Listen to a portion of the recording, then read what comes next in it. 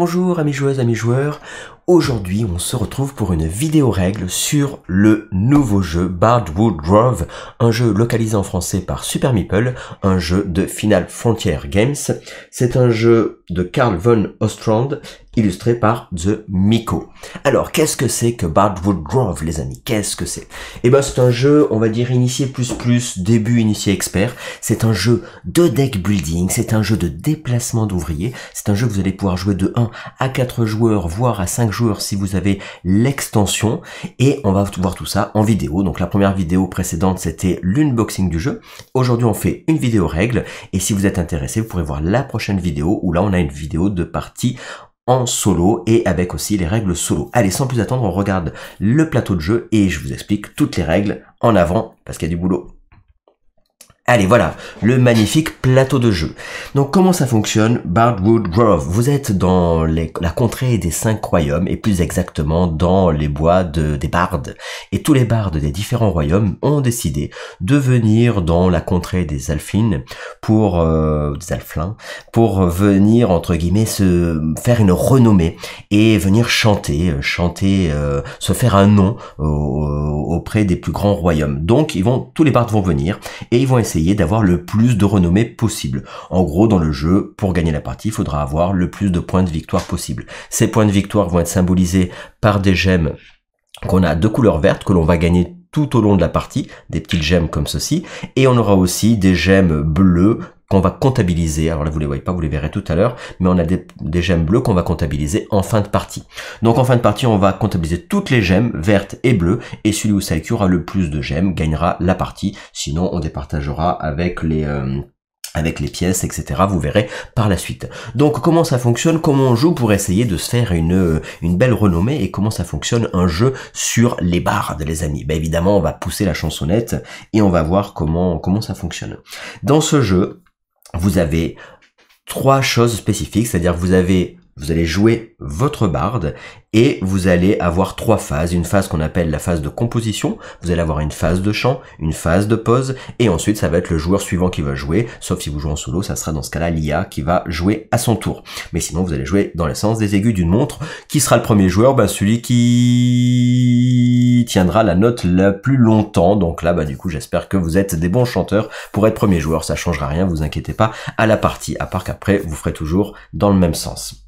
Alors, on a un joli plateau de jeu. Pourquoi? Parce que au lieu d'avoir un jeu de pose d'ouvrier, on va avoir un jeu de déplacement de bardes. Voilà, moi j'aime bien les bardes. Et ben là, dans ce jeu, vous allez déplacer vos bardes de région en région. Et en fonction de l'endroit où va être placé votre barde, vous allez pousser la chansonnette. Et à chaque fois que vous allez pousser la chansonnette, vous allez avoir accès à certains lieux. Et ces lieux-là vont vous donner, du coup, des différentes capacités. Donc en gros, le but du jeu, c'est quoi? Ça va être de préparer un deck qu'on va avoir grâce à notre plateau joueur. Dans ce deck-là, on va à un moment donné faire donc nos compositions. Quand on aura suffisamment composé, on va chanter. Et juste avant de chanter, on se sera déplacé. Et une fois qu'on chante, on va pouvoir activer les différents lieux autour de nous et faire évidemment les capacités du jeu. C'est un jeu de deck building, ça veut dire quoi? Ça veut dire que vous avez des bardes qui sont asymétriques. Chaque barde va commencer la partie avec son lot de cartes qui lui est propre, et donc on a un côté asymétrique puisque chaque barde va avoir son instrument de musique et des cartes compétences, une carte impro et une carte instrument qui lui sont propres. Ça veut dire que vous allez comme ça pouvoir jouer différents bardes et avoir une orientation, on va dire, de gameplay différente. Donc ça donne un peu du piment dans le jeu et surtout de la rejouabilité. Donc, on va faire du build de deck, on va acheter de nouvelles cartes durant la partie, on va du coup avoir des cartes de plus en plus fortes, on va avoir des chansons de plus en plus puissantes qui vont nous permettre d'activer de plus en plus de cartes, acheter de plus de cartes, faire plein d'effets, raconter des légendes et évidemment comme ça avoir le plus de points de victoire possible. Voilà, tout ça c'est bien gentil, mais comment ça fonctionne en spécifique? Qu'est-ce qu'on va faire? Comment fonctionne un tour de jeu d'un joueur et qu'est-ce qu'il y a chez un joueur? Et ben on va le voir de suite. Ce que je vous propose, c'est de voir directement un plateau joueur et de vous montrer comment fonctionne du coup le début d'un tour de jeu. On va supposer par exemple que monsieur au djembé va commencer la partie. Alors on regarde sans plus attendre le plateau. Hop. Voilà, et donc là nous avons donc un plateau joueur. Sur ce plateau joueur, qu'est-ce qu'on y remarque? Eh bien on a pris une carte, donc là par exemple, lui c'est celui qui fait les percussions, donc il va avoir son deck qui lui est propre avec la petite iconographie qui va bien. Donc il a son deck, il a sa petite clé de sol, il a ce qu'on appelle ici des runes, il va avoir ici des badges, donc ces badges ici ça va lui servir, vous verrez après pourquoi. On va avoir évidemment une carte instrument qui est ici, qui lui est propre, on voit d'ailleurs qu'il y a l'iconographie qui correspond à notre personnage, et ça va être propre à lui, il va toujours avoir cette carte-là en début de partie. Donc à la mise en place du jeu, vous allez avoir comme ça chacun votre plateau joueur que vous installez, avec 2 runes à chaque coin de votre roue, c'est une roue aimantée, et cette roue aimantée quand elle commence, d'ailleurs hop, on va la mettre au bon endroit, elle commence avec le petit symbole ici, hop, dans le premier quart en haut à droite, vous voyez le symbole qui est là, elle commence là, en fait elle va tourner cette roue, vous verrez tout à l'heure pourquoi. Donc on a la mise en place nos différentes runes, 2 par emplacement, tout ça en fait donc 8. Ensuite on a ici donc notre perso, on a nos différents badges, on a notre carte de départ d'instrument, voilà. Et ensuite, on a évidemment un super fan, parce que quand on commence, on a déjà tous un super fan. Ça, c'est la même carte pour tout le monde qui a tous un super fan. On a également du volume, ce qu'on appelle le volume, c'est-à-dire qu'au fur et à mesure de la partie, vous verrez que vous allez gagner du volume au maximum jusqu'à 6, sauf cas particulier. Et donc, ben, ce volume, vous allez pouvoir l'utiliser, c'est comme des ressources pour activer différentes capacités de vos chansons. Et nous avons notre deck de cartes qu'on va regarder plus en détail pour savoir qu'est-ce que vous avez dans un deck de cartes. Alors, revenons par ici et on va regarder un petit peu qu'est-ce qu'on a comme carte dans nos plateaux joueurs. Ça, c'est donc pour la mise en place. Vous voyez, chacun prend comme ça son petit plateau, met sa petite clé de sol au-dessus, en haut ici, son petit personnage, ses différents badges, ses runes qui sont là, ici sa carte instrument, et on va avoir hop, nos cartes qu'on va regarder là-dessus. Donc là, chacun va avoir son paquet de cartes. Dans le paquet de cartes, on a quoi? On a évidemment les cartes qui correspondent au symbole du personnage que l'on va jouer. Donc là, ici, par exemple, ça, c'est ce qu'on appelle une carte impro. Cette carte-là, vous verrez tout à l'heure, elle est très intéressante parce que on va pouvoir en avoir plein quand on va chanter. Mais au début, on en a qu'une dans notre deck. Donc celle-là, on a une carte impro qui nous dit quoi? Ce symbole-là nous dit que quand on jouera dans la partie, on va gagner 2. Ça veut dire en vert qu'on va gagner des ressources, on va gagner 2 volumes. Voilà. Donc on a une carte comme ça, spécifique, par exemple cette carte-là, qui est indiquée impro avec le petit icône qui est en haut à gauche. Voilà. Ensuite, on va avoir des cartes qu'on appelle compétences. Donc c'est des cartes de départ. Comment on sait que c'est des cartes de départ? Ben parce que vous avez l'icône de votre personnage. Ici, en bas, là, il y a le petit tambour. Donc ici, une carte compétence, on va y revenir tout à l'heure. On va pouvoir faire l'effet du haut. Et si on paye du volume, on va pouvoir faire aussi l'effet du bas. Vous verrez tout à l'heure comment ça fonctionne. Et on va voir aussi dans la phase de composition, ça va être si on va chanter. Et dans la phase de composition, on pourra utiliser par contre le bas de la carte. En gros, quand on compose, on fait le bas de la carte. Et quand on chante, on fait le milieu de la carte. Donc ici, on en a 6, comme ça, des cartes comme ça, dans notre deck. Chacun va avoir des cartes comme ceci, en plus de son instrument et de sa carte d'improvisation. Voilà, ça c'est ce que nous avons dans notre paquet de départ pour chaque barde. Et donc on va avoir des spécificités différentes. Par exemple, celui-ci, donc hop, qu'est-ce qu'il fait? Quand il tape, il dit que pendant notre phase de chant, on va gagner une pièce, vous verrez tout à l'heure, et qu'à chaque fois qu'on arrive à 0, quand on dépense tous nos volumes, et ben on va donc gagner une pièce à chaque fois qu'on va dépenser tous nos volumes. On y viendra tout à l'heure, mais ça c'est vraiment spécifique à ce personnage. Ce qui est très sympa parce qu'à l'arrivée, quand vous jouez très différemment en fonction des persos que vous allez jouer. Donc ça c'est notre perso qui est ici. Il a son super fan dans son deck au départ qui arrive directement dans sa zone de défausse qui est en haut à droite de notre plateau joueur. Donc son volume ici qui commence également à 0. Nous avons ici donc notre deck de cartes qui est ici, notre personnage qui est là. Ici ça va être la zone à droite qui va correspondre à toutes les cartes que l'on va chanter. Et ici on aura les monstres, vous les verrez tout à l'heure quand on jouera là-dessus. Donc chaque joueur va comme ça installer son plateau de départ. Ensuite on va avoir ce petit truc rigolo. Hop, comme ça on regarde un peu tout le matos et la mise en place avant d'aller plus loin. Ce petit truc rigolo c'est quoi? C'est le magnétophasol. Le magnétophasol en fait durant la partie vous allez gagner, quand vous allez chanter seulement, vous allez gagner des mélodies, des points de mélodie. Et vous allez gagner des points de lyrique quand on dit en anglais lyrique, ils ont appelé ça parole. Alors parole ou chant, ça va dépendre, mais donc ici ça va être donc parole et ici ça va être mélodie. Ce sont des ressources provisoires, ça veut dire que vous allez devoir les utiliser au moment de votre phase de chant, vous pourrez pas les garder. C'est pour ça que ça c'est un compteur en fait, un compteur pour tout le monde, pour tous les joueurs, parce qu'une fois qu'un joueur a fini sa phase de chant, et ben du coup il va remettre tout ça, son compteur à 0. Donc il y a besoin d'un compteur pour tout le monde. Donc ça, ce petit compteur, évidemment important pour vous rappeler surtout que dans ce jeu, il va y avoir quand même pas mal de combos, il faudra se rappeler du nombre de ressources qu'on a gagné quand on chante pour les utiliser instantanément. Donc ça c'est notre petit compteur. Ensuite, qu'est-ce qu'on a de beau? Eh ben on a évidemment notre joli plateau de jeu. Sur le plateau de jeu, on va avoir une zone de départ qui est ici. La zone de départ elle est là, on la voit, vous verrez, je vous mettrai en plus grand tout à l'heure, mais donc nos bardes vont arriver là, et à chaque fois que donc nos bardes vont tous commencer ici, sauf si vous jouiez en solo, il y aurait l'ennemi qui commencerait là, mais ça on en parlera sur une autre vidéo. Donc du coup nos bardes sont ici, j'ai fait la mise en place du jeu. Qu'est-ce qui se passe sur la mise en place du jeu? Je mets évidemment le plateau de jeu, qui est fort sympathique. Nous avons des cartes impro. Alors comment on sait que c'est des cartes améliorées? Parce que si on regarde un peu plus en détail nos cartes, on voit qu'ici il n'y a pas le symbole du joueur, il y a un symbole avec deux doubles croches, plus exactement, qui indique que ce sont des cartes améliorées que l'on va pouvoir acheter pour améliorer notre deck. En fin de partie, elles nous feront un point de victoire parce que on a une gemme bleue qui indique que à la fin de la partie, on comptabilisera toutes nos gemmes bleues qu'on a sur nos différentes cartes. Donc à chaque fois que vous achetez des cartes comme ça vous fera des points de victoire en fin de partie, en plus d'améliorer votre deck évidemment. Donc ça, et ben on en a 6. Donc en fait, en gros, il y en a 12 des cartes, mais on va les répartir en deux paquets, un ici, qu'on va mélanger. Et donc je vais en mettre 6 ici, et je mélange, et je vais en mettre également 6 ici, face visible, qu'on pourra acheter, vous verrez tout à l'heure. Ensuite, on va avoir les cartes compétences, pareil, on va en avoir 6 et 6, et la même chose, les cartes compétences, elles vont avoir les doubles croches pour symboliser que c'est pas les cartes de départ, et en haut à droite, si on les achète, vous savez que vous avez une gemme bleue pour donner des points de victoire en fin de partie. J'en mets 6 ici, et j'en mets 6 ici. Nous sommes sur le début du jeu, il y a du contenu qui se débloque durant vos parties. Alors, je vous ai expliqué juste après, mais en gros, vous allez pouvoir rajouter du contenu additionnel au fur et à mesure de vos parties. C'est un peu comme si vous commenciez en didacticiel, mais un didacticiel plutôt très bien fait, puisque vous rajoutez les cartes au fur et à mesure de vos parties. Donc, les impros, elles sont là. Les 6 compétences ici et 6 compétences ici, on est bon.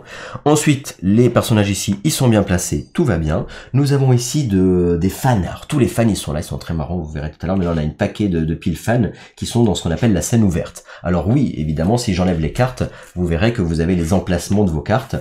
Pourquoi vous avez des emplacements? Déjà, pour savoir où c'est que vous mettez vos cartes. Et ensuite, parce que si vous avez plus de cartes dans une des piles du jeu, vous allez quand même pouvoir faire l'effet qui est indiqué sur le plateau. Là, par exemple, si j'avais plus de fans, je gagnerais, quand je ferai l'action de celui-là, je gagnerais malgré tout une gemme verte, donc un point de victoire instantanément.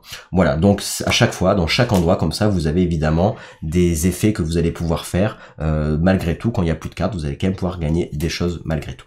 Donc là, ici, nous avons des fans. En fait, c'est un lieu de scène ouverte. En fait, on appelle ça des lieux de représentation. Les lieux sont indiqués en fonction de certaines couleurs. On y reviendra, mais les lieux de représentation, donc où il y a les fans, où ici, là, on a là du marron et du marron, ce sont des lieux de représentation. Ensuite, nous avons des lieux, ce qu'on appelle de conversion, où on va échanger des ressources. On a des lieux de légende où on va raconter nos épopées et gagner des points de victoire avec nos différentes légendes. Donc, on va avoir comme ça différents lieux possibles. On a une banque, on a encore des lieux de conversion, on a tout plein de choses comme ça. Donc, on a quoi à installer en plus? Donc ici, on met tout notre paquet de cartes fans et pas les super fans, parce que les cartes super fans, ça va dès le début, dans votre défausse, une carte super fan dans votre défausse, alors que ça c'est pas les super fans, c'est les cartes fans. Voilà, on y reviendra. Ici vous avez quoi? Eh bien vous avez des spots de créatures, il y en a 5 en tout, un là, un là, un là, un là, et un là. Ces spots de créatures, on va avoir au hasard, on va mettre, il y a des boss, alors la toute dernière carte ça sera un boss, il rapporte 3 points de victoire, il y a 3 gemmes, mais il est évidemment plus difficile à tuer, et par-dessus on va mettre 2 créatures, on va dire normales. Comment on sait qu'il y a un boss ou une créature? Et bien ici, si vous regardez là, ça c'est l'iconographie pour une créature de base, qui rapporte 1 point de victoire, et ça c'est l'iconographie pour un boss qui est ici, voilà. et qui rapporte 3 points de victoire, les amis. Voilà. Donc ici, j'ai mis au hasard, on mélange toutes nos créatures, tous nos boss, on les mélange ensemble et on met un boss dans chaque zone. Et ensuite, vous mettez 2 créatures au hasard par-dessus chacun des boss. Donc au total, vous avez des piles de 3. Donc 3 ici, 3, donc un boss et 2 créatures, un boss de créatures. Pareil ici et pareil ici. Quand vous jouez à 1 ou 2 joueurs, vous allez les 2 zones les plus hautes, celle-ci et celle-ci, au lieu d'avoir 3 cartes, quand vous jouez à 2 joueurs ou en solo, vous allez enlever également donc une créature du dessus. Donc ça veut dire qu'il n'y aura pas des piles de 3, il y aura des piles, une créature et un boss sur ces 2 zones-là. Donc ça veut dire, hop, on les enlève du jeu. Voilà pour notre mise en place, donc avec nos créatures, elles sont là, les lieux de créatures. Ensuite, on a quoi d'autre à mettre en place? On est déjà pas mal, on est presque au bout de la mise en place de notre jeu. On va avoir des... Ici, on va avoir ce qu'on appelle les motifs. Donc ces motifs, en début de partie, au tout début quand vous commencez le jeu, vous en avez que 4, et puis quand vous allez débloquer du contenu, vous verrez que dans le jeu, vous pouvez débloquer du nouveau contenu, ce qu'on disait, vous allez débloquer de nouveaux motifs, et vous en aurez des fois, quand vous en aurez trop, vous en mettrez que 6 au maximum. Mais au début de la partie, on peut en avoir, enfin quand je dis début de la partie, sur vos premières parties, vous en avez que 4 des motifs, ce sera toujours les mêmes, et après vous allez pouvoir en débloquer dans du nouveau contenu débloquable. Donc là j'ai mis au hasard, donc dans les zones, ici j'ai mis un jeton, en tout il y a 4 jetons motifs, je les ai mis au hasard ici, ici, ici et ici. Donc ça c'est dans la mise en place. Pour finir la mise en place, qu'est-ce que j'ai fait? Chacun a un petit bateau, donc de sa couleur, et on va les mettre ici, dans la zone 0 des bateaux, hop, et les bateaux ils vont petit à petit avancer, vous verrez au fur et à mesure, le fil des légendes, on va pouvoir les faire avancer pour gagner des réductions quand on va compter nos légendes justement. Donc les bateaux, on les met là.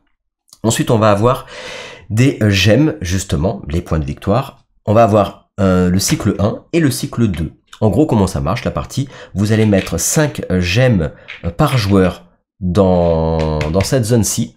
Donc que vous soyez, si vous êtes par exemple 2 joueurs, ça va être donc 2 x 5, ça va être 10 gemmes que vous aurez dans cette zone-là. Que vous jouez en solo, c'est pareil parce que ça sera contre un adversaire quand même. Donc là j'ai mis 10 gemmes, et si vous êtes plus nombreux, bah, vous rajoutez à chaque fois 5 gemmes par joueur. Et quand vous allez jouer dans le jeu, quand vous allez gagner des gemmes, vous allez prendre des gemmes vertes, quand vous gagnez des gemmes vertes, de cette zone-là, que vous allez mettre sur votre plateau de jeu.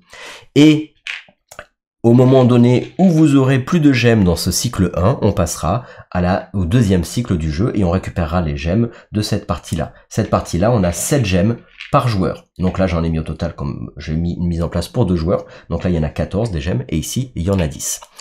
À quoi ça sert ces cycles? Ben déjà, ça va permettre de faire le timer du jeu, donc c'est-à-dire que quand j'aurai plus de gemmes dans un cycle, je passe au cycle d'après, et quand j'ai plus de gemmes dans ce cycle-là, eh ben je vais mettre fin à la partie, c'est-à-dire que le joueur qui aura pris le dernier gemme, la dernière gemme ici, gagnera 2 points de victoire supplémentaires, 2 gemmes, et ensuite les autres joueurs feront ce qu'on appelle la phase du cygne, c'est-à-dire qu'en fait ils vont tous chanter une dernière fois, ils vont tous faire un tour de jeu à la fin avant de finir la partie. Donc il y aura quand même chaque joueur va rejouer une dernière fois, sauf celui qui a mis fin à la partie. Dans ces cycles-là, cycle 1, cycle 2, ce qui est sympa pour la rejouabilité, c'est qu'on va avoir des cartes événements. Ces cartes événements, en fait, on va en avoir en début de partie.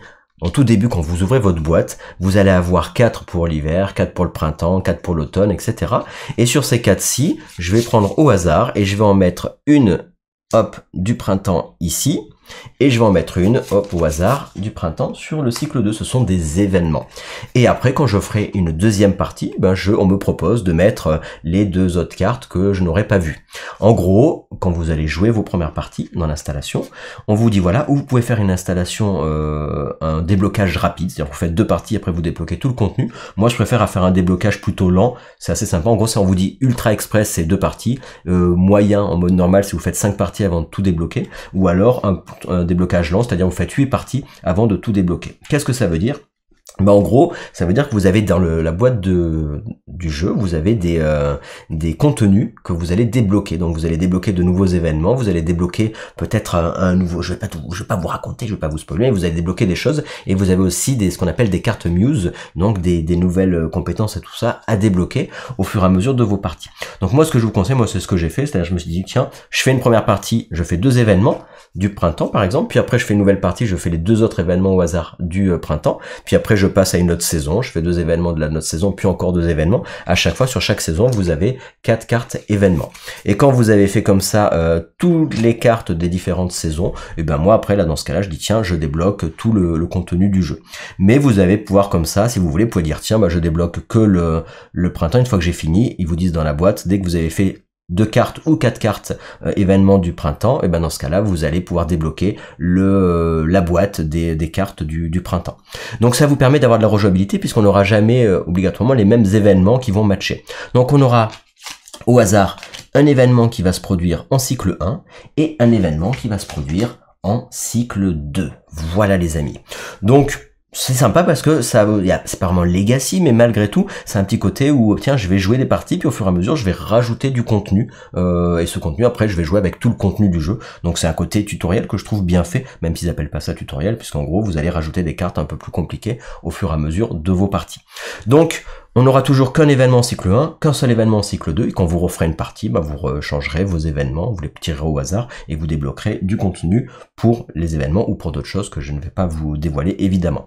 Moi, là le jeu, à l'heure où je vous parle, il est en précommande, il sortira fin avril en boutique. Moi je le propose sur la boutique garageux.shop en tarif promotionnel si vous voulez prendre sur ma boutique pour soutenir les vidéos garageux et me soutenir aussi. Et puis du coup vous pour avoir un tarif préférentiel, donc n'hésitez pas à aller sur la boutique garageux.shop.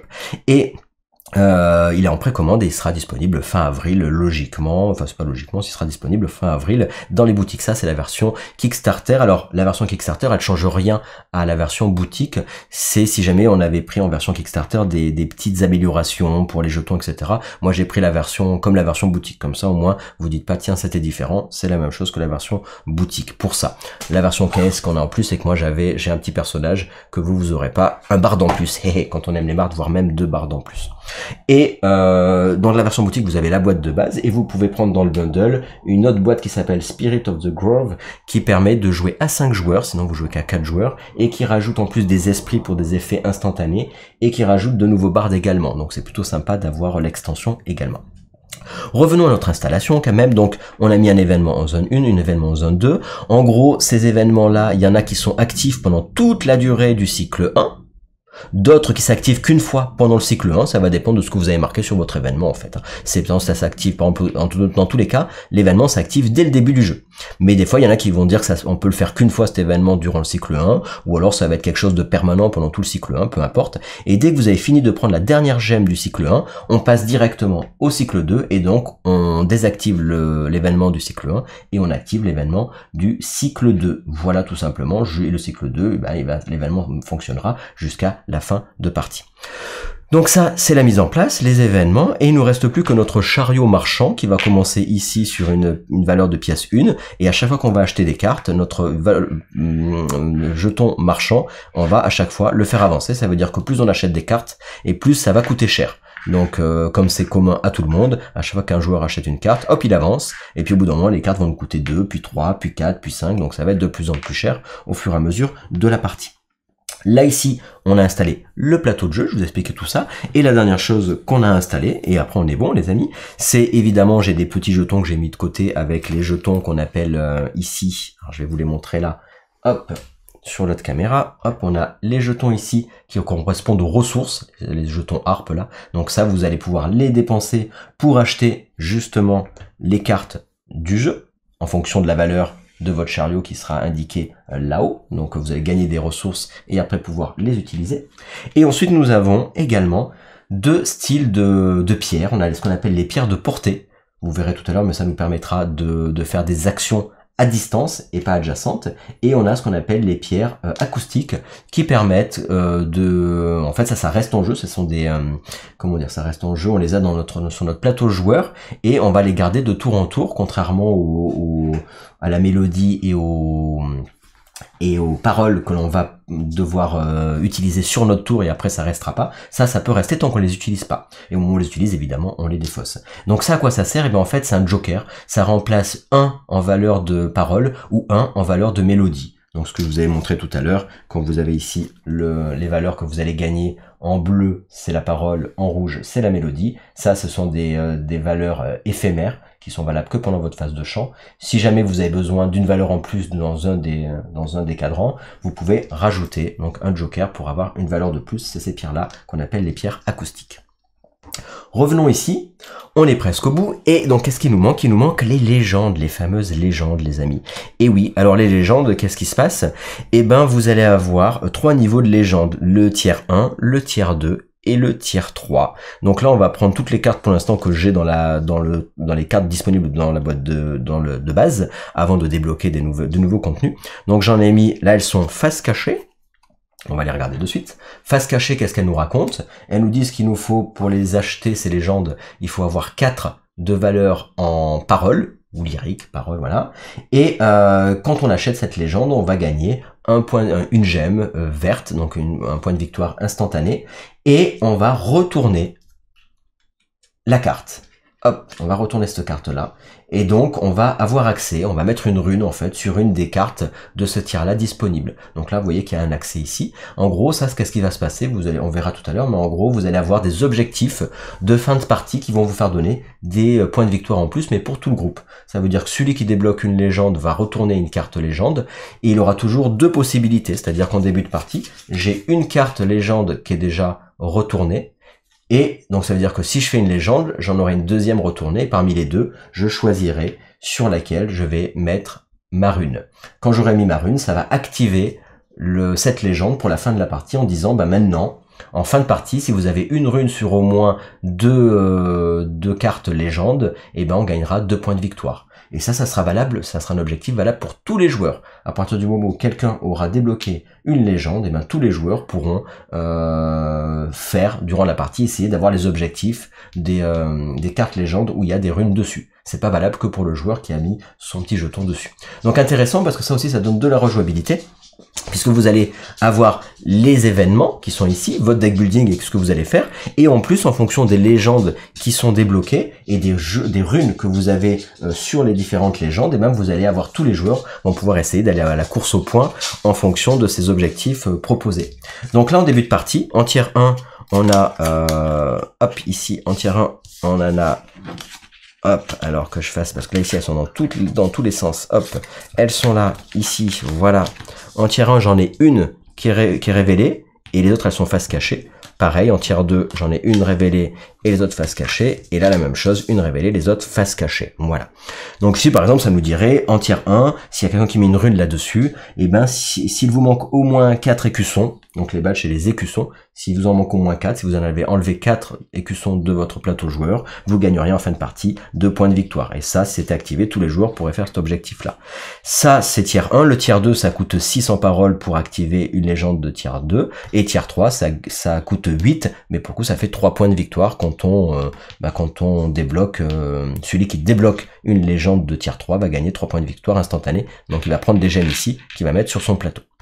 Voilà, donc ici, j'ai mis mes piles les piles de légende. Donc première pile, premier tiers, avec ça ce qu'ils appellent la face cachée, c'est celle-là, et la face visible, c'est celle-là. Donc ça, on sait déjà qu'on pourrait peut-être mettre un jeton ici pour avoir des objectifs de fin de partie. Donc c'est sympa, parce que ça donne de la rejouabilité, parce qu'on va pas orienter notre gameplay de la même façon, en fonction évidemment des légendes qui vont être débloquées. Et pour l'instant, elles sont visibles, mais pas débloquées, parce qu'on n'a pas mis de rune dessus. Et là, les amis, on a fini le tour de... Alors, on n'a pas fait qu'un tour de jeu, on a, comment dire, là, pour l'instant, on a montré toute l'installation. Donc, l'installation est terminée. Les plateaux joueurs sont terminés également. Et donc là, on va pouvoir commencer à jouer parce que tout est bien mis un peu partout. Et donc, ce que je vais faire, c'est que je vais vous montrer comment on joue notre personnage, quelles sont les 3 phases, donc comment fonctionne la phase de composition, la phase de chant et la phase de pause, et je vais vous expliquer évidemment en détail aussi chacun des lieux, comment on les active et qu'est-ce qu'ils font, et ensuite du coup vous allez pouvoir jouer. Allez, on y va, attention, c'est parti pour l'explication. Et on est parti dans le vif du sujet pour voir comment fonctionne un tour de joueur pour démêler un petit peu toute cette histoire entre le plateau et le deck building, comment on va faire pour activer tous ces points et récupérer les différentes gemmes, etc. pour gagner la partie. Alors évidemment au tout début, logiquement ce qu'il faut faire c'est quand même regarder ce qui a marqué sur votre événement du cycle 1. C'est important parce qu'on commence pas la partie sans regarder ça. Alors là, il nous dit quoi notre événement? Il dit lorsque vous apaisez une créature, gagnez immédiatement toutes les récompenses autres que les points de victoire qu'elle accorde. Donc ça, on le garde en tête parce que vous allez voir tout à l'heure qu'est-ce que ça va donner cet événement, qu'est-ce que ça va nous faire pendant que l'on va jouer. Donc ça, je l'ai lu, je le garde avec moi et je sais que ça va être activable tout le temps. Ça, c'est un effet permanent du cycle 1. Donc je le garde en mémoire et vous verrez tout à l'heure quand on va s'attaquer aux créatures, qu'est-ce que ça va avoir comme effet quand on va vouloir les apaiser. Plus exactement, on va s'attaquer, c'est plutôt on va les apaiser. Les créatures, on les élimine pas dans le jeu, on les apaise. Alors, c'est parti. Supposons que, on va jouer notre joueur bleu, là, notre joueur de Djembe, et c'est lui qui va commencer à jouer et qui va dire tiens, c'est parti, moi je veux jouer. Comment ça fonctionne un tour de jeu? Donc supposons que c'est le premier joueur parce qu'il a fait bon, vous avez compris, je vais pas vous saouler le plus longtemps possible, et donc il va commencer à jouer. Donc là, il va évidemment mélanger son deck et vous allez toujours avoir, hop, 2 cartes en main. Donc on va commencer la partie avec 2 cartes en main. J'ai 2 cartes en main, et il faut que mes 2 cartes en main, ce soit des cartes, ce qu'on appelle des cartes compétences. Donc là, j'ai 2 cartes en main, et à mon tour de jeu, ce qu'on va faire la première phase, qu'on va appeler la phase de composition, je vais composer ma mélodie. Ça veut dire que dans les 2 cartes que j'ai en main, il y en a une que je vais mettre à droite de mon plateau, ici, qui sera à côté de ma carte instrument. Ma carte instrument, elle sera valable tout le temps. Elle est tout le temps visible, elle reste tout le temps là. Donc ici, je vais mettre, dans mes 2 cartes, je vais en mettre une à droite.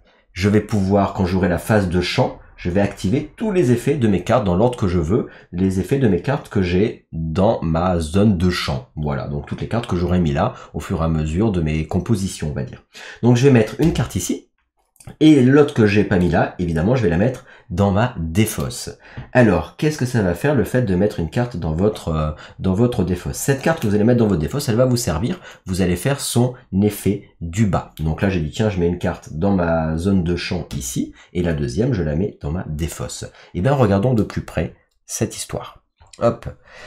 On va faire, donc, quand on met une carte dans sa défausse, on va faire les effets qui sont en dessous. Alors que l'autre carte que j'ai mis dans ma zone de champ, plus tard vous ferez les effets du milieu de la carte. Donc là je les mets dans ma défausse et en fait quand je les mets dans ma défausse, je vais gagner 2 de volume et je vais tourner ma roue de 2 crans. Obligatoire de 2 crans si j'ai choisi celle-là. Celle-là, vous m'auriez dit, de toute façon c'est la même chose, on gagnait les mêmes. Donc là il aurait pu faire les feuilles que je choisisse en disant tiens est-ce que je préfère celle-là ou celle-là. Pour la défausse ça changeait rien. Ce qui changeait par contre entre les 2 cartes c'est les effets qu'on avait ici, pour dire est-ce que je préfère chanter avec ça ou chanter avec ça. Bon, j'ai dit tiens, je vais chanter plutôt avec celle-là plus tard. Donc celle-là, je la mets dans la défausse et je vais faire ce que je vous ai dit, c'est-à-dire que je vais, en la mettant dans ma défausse ici, je vais gagner 2 de volume. Voilà. Sachant que quand on gagne du volume, on peut pas dépasser les 6, donc si vous en gagnez plus, c'est perdu, tant pis pour vous. Hop, j'ai gagné 2 de volume et je vais tourner la roue. La roue, c'est celle-ci. Je vais la tourner de 2. Je tourne ma roue, donc comme elle est aimantée, c'est par quart à chaque fois, vous tournez d'un quart. Donc on est ici, je tourne premier quart, hop, ici, et une deuxième fois, de quart en quart. Et donc là, mon symbole, maintenant, il est en bas à gauche. À quoi ça sert de tourner cette roue? Ça va vous donner les valeurs de déplacement. On regarde ça d'un peu plus près avec l'autre caméra. Attention, je vais vous la mettre dans le bon sens, ça serait mieux, si vous voulez pas être tout tordu. Hop. Voilà. Donc ici, si on regarde la roue, hop, voilà. Donc là, on voit quoi? On voit qu'on a, donc maintenant notre jeton ici, notre curseur, il est sur cet angle-là où on voit qu'on a 3 de déplacement. Ici, on n'avait que 1 de déplacement parce qu'il n'y a rien du tout. S'il n'y a pas de valeur, c'est que c'est 1. Il y a une petite botte, mais il n'y a rien. C'est 1 de déplacement. En bas à droite, ici, c'est 2. Là, c'est 3. Et en haut à gauche, c'est 2. Donc en fonction de où vous atterrissez par rapport à votre tournage de roue, vous allez avoir une valeur de déplacement. Voilà. Donc ici, hop, tout simplement, je sais que maintenant, donc j'ai déplacé de 2, et donc je vais pouvoir, donc j'ai tourné de 2 ma roue, et maintenant je vais pouvoir me déplacer jusqu'à 3 cases sur le plateau de jeu. Voilà comment ça fonctionne. Je mets une carte dans ma zone de champ, je mets une carte dans ma défausse et je gagne le volume en fonction s'il y en a, mais il y en a toujours au moins un, et je tourne ma roue de 1 à 3, voire plus. Donc là, j'ai tourné de 2 ma roue, et une fois que j'ai tourné ma roue, je vais pouvoir activer mon déplacement. Là, nous sommes toujours dans la phase qu'on appelle de composition. Je suis ici, et là on va regarder plus en détail, on va regarder un petit peu, alors j'espère que je vais pas vous donner à nouveau le tournis, parce que lui il a envie de se mettre à l'envers, notre ami téléphone, voilà, là je vous ai pas donné le tournis. Donc on va commencer ici, et là on voit que nos bardes ils commencent à l'endroit où il y a un petit bonhomme, là vous voyez, il y a plein de trucs sympas sur le plateau de jeu, et vous avez comme ça plein de lieux, plein de repères, vous avez plein de choses qui se déroulent sur le plateau de jeu, et c'est plutôt sympa, c'est plutôt mignon. Hein. Donc là ici on commence là avec notre joueur de djembé, et on voit qu'on a en fait on est dans une zone de jeu. Notre zone de jeu elle est quadrillée par des lignes plus foncées, des petits chemins qu'on a en tour. Donc là on est dans une zone, on peut être plusieurs, on n'est pas limité en nombre de personnes, en nombre de bardes dans une zone. Là je suis dans une zone, et je vais pouvoir me déplacer jusqu'à 3. Me déplacer jusqu'à 3 de façon adjacente, orthogonalement, c'est-à-dire pas en diagonale. Donc je pourrais faire 1, par exemple, puis 2 si j'ai envie, et puis 3, parce que là c'est une zone encore à côté, voilà. Où j'aurais pu faire 1, 2 et 3.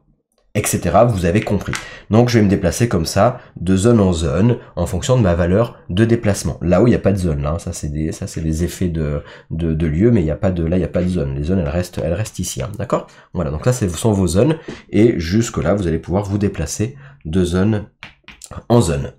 Donc là, j'ai 3 de déplacement, je peux me déplacer jusqu'à 3, et je peux également, si je veux, dans mes déplacements, je pourrais très bien déplacer mon bateau. Donc moi je suis bleu, donc je pourrais déplacer mon bateau, par exemple de 1, 2, 3, mais si je déplace mon bateau de 3, je peux plus me déplacer mon perso. Ou je peux dispatcher, je peux dire tiens, je déplace mon bateau de 2, 1, 2, et je déplace mon perso de 1. Voilà, je répartis un peu comme j'ai envie. Donc à quoi ça sert de déplacer votre bateau? Vous verrez tout à l'heure, mais en gros plus il est loin dans la rivière, et plus vous allez avoir une réduction quand vous allez faire les légendes. Donc quand vous allez acheter des légendes, les paroles là, les légendes que vous allez gagner, et ben vous allez les payer moins cher quand vous saurez votre bateau qui sera plus éloigné, jusqu'à une valeur maximum de 3. Vous pouvez pas dépasser 3 en réduction. C'est marqué c'est là le petit 3 qui est là. Et quand vous allez avoir la réduction en légende, après vous allez revenir à 0. Bref, voilà comment fonctionne le déplacement. Donc c'est-à-dire je me déplace de mes valeurs de déplacement, et ensuite, alors là vous voyez qu'il y a plein de lieux qui sont autour de moi. Donc je vois qu'en fait là les lieux qui sont connectés à la zone où je suis, il y a ce lieu là qui est connecté parce qu'il est dans un angle. J'ai ce lieu là qui est connecté également. J'ai la boutique, alors on voit que ça c'est une boutique, elle est marquée là. Hein, mais par contre j'ai des cartes dessus, mais c'est une boutique quand même, ça c'est dommage qu'il n'y ait pas marqué boutique au-dessus, mais bon, voilà, je sais pas maintenant que je fais ma critique du jeu, mais voilà, donc là ici vous avez la boutique accessible, et vous avez dans l'autre angle, vous avez ça aussi, c'est donc la zone des légendes justement. Donc en gros là vous avez accès à la tour de pierre qui est un lieu de conversion, qui est ici, vous avez accès au conservatoire champêtre qui est un lieu de conversion également. Conversion, ça veut dire qu'on échange des choses contre d'autres choses. Vous avez accès à une boutique, et vous avez accès à une zone de légende. Voilà. Donc vous avez accès à 4 lieux différents ici. Quand vous êtes en bas du plateau, vous avez accès qu'à 3 lieux différents. Là, par exemple, vous voyez, vous avez accès à ça, à ça, à ça. Mais là, vous n'avez pas accès à quoi que ce soit. Un lieu de représentation, la guinguette de Coquette. Ici, la taverne du Petit Bosquet, c'est un lieu de conversion. Et là, ici, vous avez une boutique, également le top du chic. Alors, si je pourrais le mettre comme ça, c'est moi qui suis médisant, parce qu'en fait, je pourrais les décaler un petit peu comme ça pour avoir le nom de la boutique. Alors, c'est pas, logiquement, si vous regardez l'emplacement des cartes, il n'est pas prévu exactement pour ça, mais je pourrais quand même faire ça. Même si c'est mal fait. Voilà. Comme ça, au moins, on aurait le nom de la boutique. Bref, voilà. Vous avez compris, donc on va pouvoir avoir comme ça jusqu'à, vous allez pouvoir avoir jusqu'à 4 lieux connectés, 4 endroits où vous allez pouvoir faire des actions, ou 3 si vous êtes en bas de map ou sur le côté de la map. Si par contre mon personnage s'était déplacé sur le bord ici, il aurait accès à une créature, parce que là la créature elle est adjacente, il y en a une ici, un là, donc là ici on a une créature connectée. Par contre, si on regarde de plus près, on n'a jamais deux créatures connectées à un lieu. Si je regarde par là, hop, voilà, vous voyez. Ici, cette créature, elle est connectée à ce lieu-là. Ça connecté, et cette créature. Mais celle-là, elle n'est pas dans l'angle. Ça veut dire que celle-là de créature, elle correspond au lieu qui est où? Elle correspond au lieu qui est ici. Et elle correspond aussi au lieu qui est ici. Là, vous avez, elle est connectée à celui-là et à celui-là. Mais ces deux créatures sont pas connectées entre elles. Elle, pareil, elle est connectée à cette zone-là et à celle-là. Voilà. Mais du coup, vous pouvez pas être, quand vous êtes sur le côté, pareil, on peut pas être dans un lieu qui est connecté à deux créatures. Ça, vous voyez, celle-là, elle va jusque-là, et celle-là, elle va que jusque-là. Bon, vous avez compris l'histoire. Mais c'est important parce que des fois, on se demande un peu est-ce qu'on voit bien les zones. Je préfère être précis sur l'explication des règles, les amis. Voilà, donc on va comme ça se déplacer. Et là, vous allez me dire, bon bah c'est cool, t'as fait ta phase de composition. Ça va vite, hein, cette phase de composition, elle dure environ, allez, 20 secondes, les amis. Hein. Pourquoi? Parce que vous avez que 2 cartes en main. Vous en mettez une dans votre phase dans votre zone de champ, vous en mettez une dans votre défausse, vous tournez votre roue, vous déplacez votre bonhomme ou votre bateau, et votre phase de composition est terminée. Alors je dis ça dure 20 secondes ou pas, parce que c'est important de savoir comment vous allez vous déplacer, c'est la stratégie du jeu, c'est de se dire où c'est que je vais me déplacer pour activer évidemment certains lieux. Mais quand vous êtes en phase de composition, vous n'allez pas encore chanter, ça veut dire que vous n'allez pas encore activer les lieux où vous êtes arrivé. Je vous ai dit tout à l'heure, on a 2 cartes en main, on en joue une qu'on met là, on en joue une qu'on met là. Quand je tire des cartes en main, donc supposons, je dis n'importe quoi, je vais tirer des cartes en main, et j'ai une carte autre que des cartes compétences. Les cartes compétences, vous les avez vues, on les a définies tout à l'heure, on a dit les cartes compétences, elles sont comme ça. Il faut en avoir 2 en main, et vous en jouez une dans la défausse, une dans la phase de champ. Si par contre vous tirez autre chose dans vous prenez dans votre deck de cartes et qu'il y a autre chose, par exemple une impro. L'avantage des impros, c'est que celle-là, elle va directement dans votre zone de champ. Ça veut dire que elle fait pas partie des 2 cartes que vous avez en main. Dès que vous tirez ça, vous verrez tout à l'heure, mais en gros, quand on est dans la phase de pause, parce que c'est plutôt la phase de pause, où dès qu'on va tirer cette carte-là, qu'est-ce qui va se passer? Eh ben, on va avoir cette carte qui va aller directement dans notre zone de champ, et on va retirer des cartes pour avoir dans notre main de cartes de composition. Là, je les ai pas mis du bon côté, mais en gros, il faut toujours dans notre main, on ait 2 cartes de composition pour en mettre une en défausse et une dans la zone de champ. Alors, ici, on est bon, on a compris la phase de composition, donc j'ai 2 cartes compétences, j'en mets une ici et j'en mets une ici. Il faut que ça soit des cartes compétences. On verra tout à l'heure dans la phase de pause, effectivement, les autres cartes, comment elles fonctionnent et qu'est-ce qu'on en fait. Mais logiquement, dans votre phase de composition, vous êtes censé avoir 2 cartes compétences en main, une là et une là. Une fois que j'ai fini ça, une fois que j'ai fini ma phase de composition, eh ben, il y a 2 options. Ou j'ai réussi à faire le tour du cadran, c'est-à-dire à déplacer ma clé de sol. Alors, est-ce qu'on va pouvoir le faire on va pouvoir le voir comme ça. Hop, ici, on va essayer de regarder de plus près. Voilà. Si jamais votre curseur qui est là, donc vous redéplacez encore d'un cran, là jusque-là tout va bien, et si jamais vous dépassez votre clé de sol, c'est-à-dire que vous repassez vous repassez au moins au premier quart, en haut à droite, ou plus loin, à partir du moment où vous avez passé la clé de sol, quand vous revenez ici ou plus loin, qu'est-ce qui va se passer? Eh bien, cette clé de sol, vous allez la mettre sur votre carte instrument et vous allez entamer ce qu'on appelle la phase de champ. Donc, en gros, votre phase de champ va s'entamer va débuter qu'à condition que vous ayez votre roue qui a dépassé, en la tournant, que vous ayez dépassé la clé de sol, qu'elle revienne, votre curseur, votre symbole qui est là, il faut qu'il revienne obligatoirement au moins ici, voire plus loin. Sinon, pas de phase de champ. Donc ça c'est très important, c'est très stratégique dans le jeu, puisque on peut se dire, bah tiens, je veux pas chanter pour l'instant, donc dans ma composition, je vais faire un premier tour où je mets des cartes ici, puis j'en fais un deuxième où je mets des cartes là, et j'essaie d'avancer peu, d'avoir peu de valeur de tour, de tourner la roue peu, pour pas entamer une phase de chant.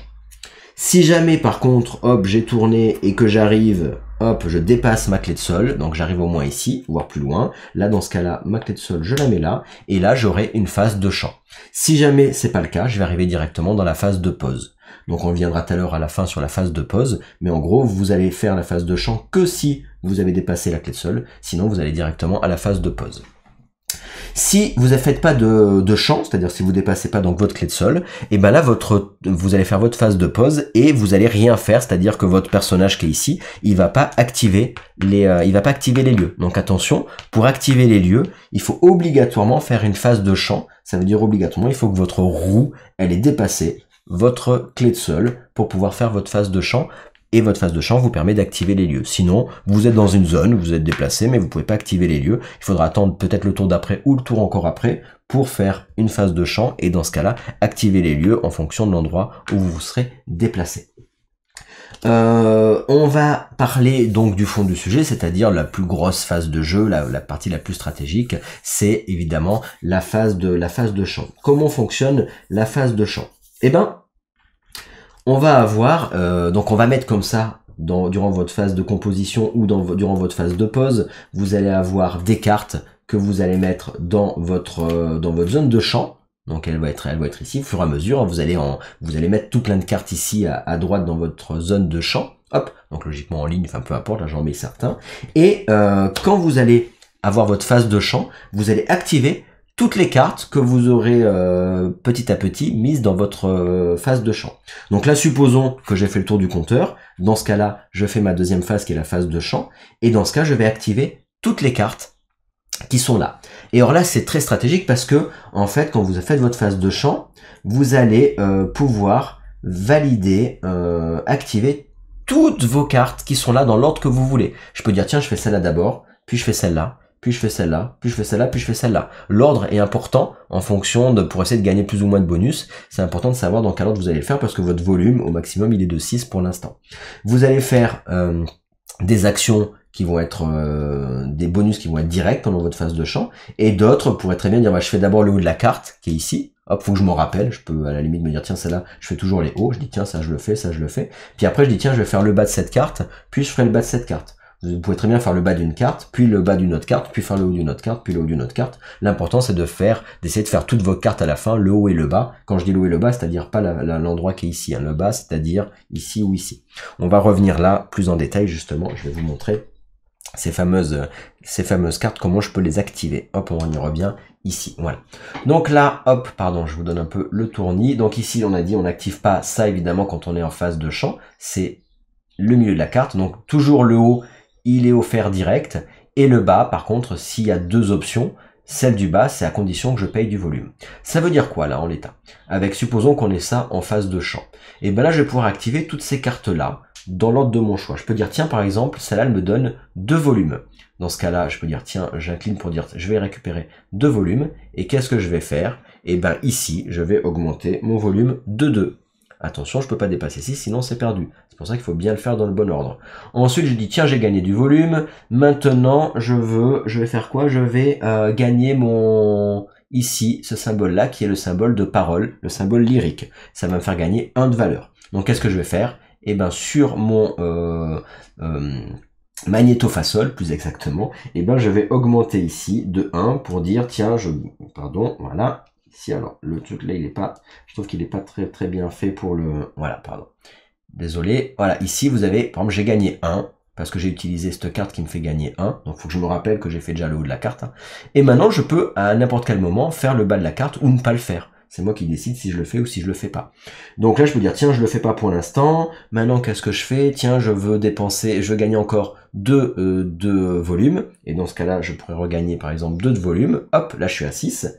Et je vais gagner encore 1 ici. Dans ce cas-là, je remonterai encore ici de 1. Vous avez compris, je tiens la caméra, mais logiquement, là, je remonterai pour avoir une valeur de 2 ici en parole. Et après, bah, par exemple, si j'ai fait ça, bah, je vais incliner la carte. Je suis pas obligé, mais c'est pour me rappeler que j'ai fait cette carte-là. Puis après, je dis, bah, tiens, maintenant, je vais dépenser 3 de volume pour... je dépense 3 de volume pour faire cet effet-là qui me fait gagner un jeton. Hop, ici, on le voit. Ça me fait gagner une pierre. Hop, acoustique. Hop, j'ai gagné une pierre acoustique. Donc ça, je vais la garder tout le temps, pour le coup, ma pierre acoustique, sauf quand je vais l'utiliser, évidemment. Et ma pierre acoustique me permettra donc de gagner +1, ou en parole, ou en mélodie. Donc là, ça veut dire qu'il faut que j'utilise 3 de paroles pour pouvoir gagner cette pierre-là. Je peux le faire qu'une fois, évidemment. Ensuite, je dis, tiens, qu'est-ce qui se passe? Ah oui, tiens, avec ça là, je vais pouvoir gagner 1 de mélodie. Et donc, dans ce cas, ici, qu'est-ce que je vais faire? Eh ben, je vais augmenter ma mélodie, hop, pour l'avoir à 1. Donc ici, hop, je vais prendre là, et je vais l'augmenter de 1. Vous avez compris le système, je vais arrêter de vous donner le temps avec le téléphone. Mais donc ici, je vais donc monter là mes valeurs sur mon cadran, donc en fonction de ce que je vais avoir gagné sur mes cartes. Ici, je vais gagner aussi les valeurs. Donc en gros, si vous avez des icônes lyriques bleues, bah, vous montez ici. Si vous avez des icônes mélodie, donc ce que vous avez vu là tout à l'heure, c'est-à-dire hop ici cette icône là, et ben dans ce cas-là vous allez monter la valeur qui est ici en mélodie, et ça ce sont des valeurs que vous allez avoir de façon éphémère. Donc là j'utilise comme ça dans l'ordre que je veux les différentes ressources qu'on a sur mes cartes, dire tiens je fais le bas, là je fais le haut, là je fais ci, là je fais ça, etc. Et par exemple mon instrument qui me dit pendant votre phase de chant gagnez une ressource, enfin une pièce à chaque fois que je tombe à 0. Supposons que j'avais dépensé du volume et que je tombe à 0, ben hop, je regagnerai dans ce cas-là, hop, une petite pièce, c'est cool. Et si j'arrive à le faire plusieurs fois sur mon tour, je vais pouvoir le faire plusieurs fois, gagner des pièces. Donc chaque instrument va vraiment être spécifique et c'est très très sympa. Donc là, j'ai fait mon micmac, j'ai dit bah tiens, j'utilise ça, puis après j'utilise ça, là je gagne cette ressource-là, puis je fais plutôt le bas, je fais le haut, je regagne du volume que je peux utiliser pour faire l'action la deuxième action de ma carte ici, parce que ça me coûtait du volume, donc il faut bien gérer, parce que votre volume, vous pouvez pas le mettre au maximum, donc il faut pas vous retrouver au max, gagner du volume, mais vous pouvez pas, etc. Puis vous avez des cartes combo qui disent tiens, vous allez réactiver une carte impro, vous avez des cartes qui vont vous faire doubler des choses, vous récupérer des choses sur le plateau, enfin bref, vous avez comme ça pas mal de combo avec les cartes que vous allez avoir de compétences et d'impro dans votre zone de champ. Une fois que j'ai fait tout ça, donc j'ai gagné différents jetons, supposons j'ai dit tiens j'ai gagné une pierre acoustique, donc le joker, j'ai gagné on va dire tiens deux pierres de, c'est pas vrai hein, mais on suppose, hein, j'ai gagné 2 pierres de portée, voilà, ici on va dire n'importe quoi, j'ai gagné 3 de lyrique et j'ai gagné 4 de mélodie. Évidemment c'est pas vrai, mais c'est pas grave, on imagine que j'avais un super jeu et que j'ai gagné tout plein de choses. Une fois que j'ai fini d'activer toutes mes cartes qu'on a ici, je vais pouvoir utiliser les ressources éphémères, c'est-à-dire les ressources qui sont valables que pendant cette phase de chant, je vais pouvoir les utiliser sur les lieux qui sont à côté, qui sont adjacents à mon personnage. Donc là mon personnage ici, on voit par exemple que si on regarde là, qu'est-ce qu'il a mon personnage? Hop, on voit qu'il est adjacent à 4 lieux, on avait dit, et par exemple là il y a une boutique. Si là c'est le cas, j'ai dit tiens, par exemple j'avais gagné une pièce, et ben je vais peut-être essayer d'aller acheter à la boutique pendant ma phase de chant. Donc ma phase de chant, je peux faire tous les lieux, je peux les faire qu'une fois chaque lieu pendant ma phase de chant. Donc comme il y a 4 lieux, je peux faire au maximum 4 actions pendant ma phase de chant si jamais j'arrive à activer chacun des lieux. C'est pas toujours le cas de les activer.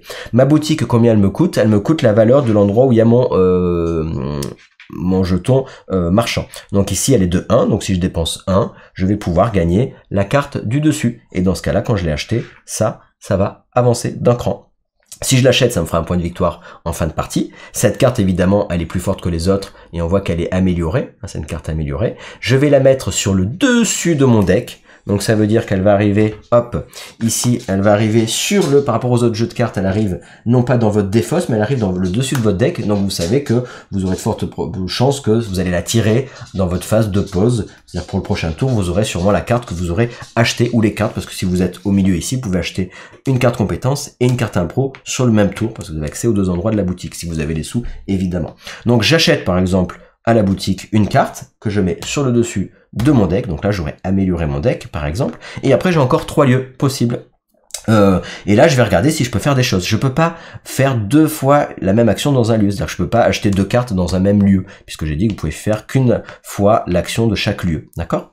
Donc ici ça c'est fait, je peux pas refaire d'action ici. J'aurais pu décider de dépenser une ressource de plus, une pièce de plus pour ne pas prendre la carte du dessus, mais pour choisir une des cartes. En gros, vous avez toujours accès à regarder toutes les cartes qui sont dans la pile, mais si vous voulez pas prendre la carte du dessus, que vous voulez prendre une autre carte pour faire vraiment un super build de deck, dans ce cas-là, vous allez dépenser la valeur par rapport à votre chariot qui est en haut, donc là ça serait que toujours 1, et je peux dépenser 1 de plus pour choisir la carte que je veux dans ce paquet-là. Donc c'est très fort. Si jamais le paquet il est vidé, vous allez pouvoir quand même dépenser des ressources pour gagner un point de victoire, parce que vous avez toujours les zones qui vous donnent quand même des choses malgré tout quand c'est vidé.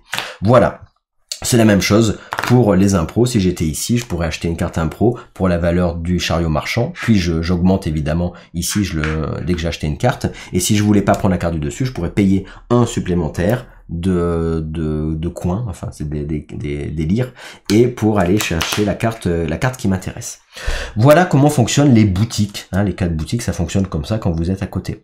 Je peux faire quoi d'autre? Eh ben, je peux essayer de faire un peu des choses. Par exemple, j'ai ici une tour de pierre qui est une zone de conversion. Ça veut dire qu'il me dit quoi? On va la regarder de plus près, cette zone de conversion. Hop, ici, on va la voir là. Hop, voilà.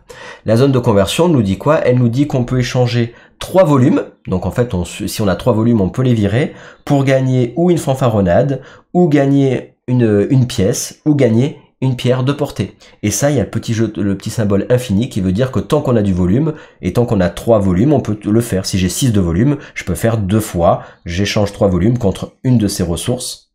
Et après, si j'ai encore 3 volumes, je pourrais le refaire à nouveau, et donc refaire à nouveau une des échanges. Je vous ai dit tout à l'heure qu'on pouvait faire qu'une fois les actions de chaque lieu. C'est pas tout à fait vrai, puisque là, et ben du coup, comme vous avez un symbole infini, ben vous pouvez le faire tant de fois que vous voulez si vous avez les ressources nécessaires. Contrairement aux autres lieux, les autres lieux, c'est pas les symboles infinis. Vous voyez qu'il y a, voilà, il y a pas le petit symbole en dessous infini.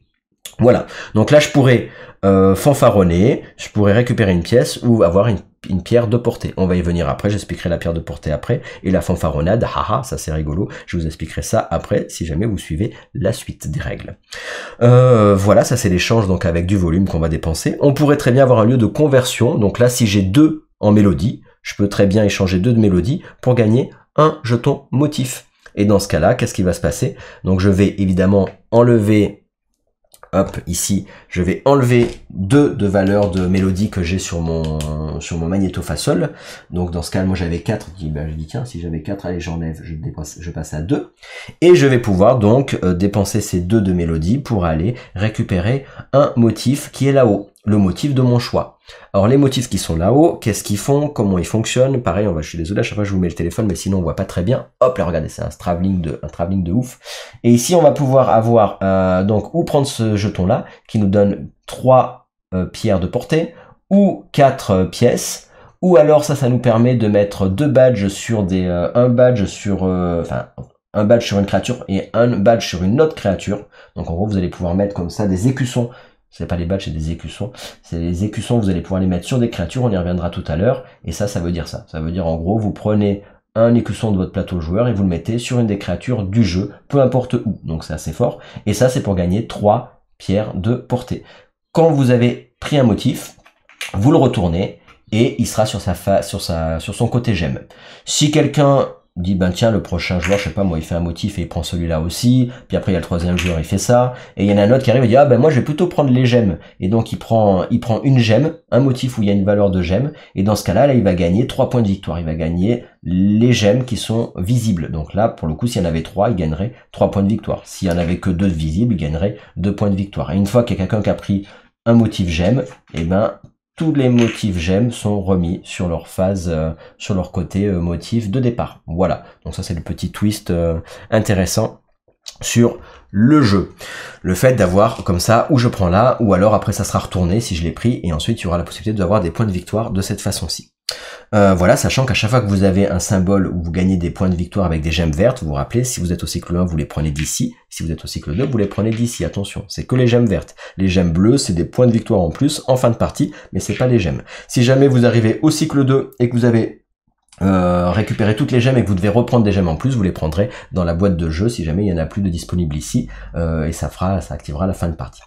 Voilà comment fonctionne donc la boutique, voilà le lieu de conversion, un autre lieu de conversion où je récupère les motifs, et ensuite on a les légendes, donc je vais vous expliquer les légendes. Tout ça, ça peut se faire sur ma phase de chanson, à condition d'avoir suffisamment de ressources pour ce faire.